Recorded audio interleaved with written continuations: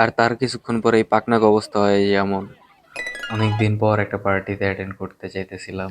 এমনিতে এগুলোয় কেউ আমার খুব একটা ডাকে না, তো এটা সুযোগ পাই আর ছাড়ি নাই। আর দেখতে দেখতে বাসে উঠে গেলাম, কারণ পার্সোনাল গাড়ি এখনো আমার শোরুমে। আর যে কোনো জায়গায় যান না কেন, আপনার কারো না কারোর জন্য ওয়েট করা লাগবে, আর এই জায়গায় নাইমা আমার একজনের জন্য ওয়েট করা লাগবে। আর এমনিতেও তারা একটু জমিদার বংশের লোক, যার কারণে তারা কখনোই টাইমে আসতে পারে না। তো ওইদিকের রাস্তাঘাটগুলো অনেক সুন্দর, দেখলেই ভালো লাগে। দোয়া করতেছিলাম যেন টাইমে পৌঁছাতে পারি, কারণ অলরেডি আমরা 30 মিনিট লেট। এখন কেমনে টাইমে পৌঁছাবো আমি জানি না। তো আকাশ বাতাস দেখতে দেখতে আমি মোটামুটি পৌঁছে গেছি, এখন মাত্র জাস্ট কয়েক মিনিটের ব্যাপার। সামনে সমুদ্র দেখেই তো মন চাইতেছে একটা লাফ দেই, কিন্তু নিজেরা কন্ট্রোল করে আগে একটু আস্তে আস্তে ঠান্ডা মাথায় ভিতরের দিক গেলাম, সবার সাথে কথা বললাম।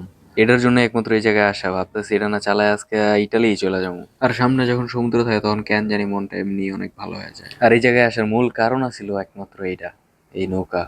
তো সবকিছু ফালায় আগে এটার পিছনেই লাগছি, আগেই প্রস্তুতি নিয়ে নিতেছি নামার জন্য। সব জায়গায় কিছু পাক না থাকে, যাগো লেগে আপনি চাইলেও পারবেন না একটু আগে কোনো কিছুতে যাইতে বা কোনো কিছু ট্রাই করতে। আর তার কিছুক্ষণ পরে এই পাকনাক অবস্থা হয় যেমন।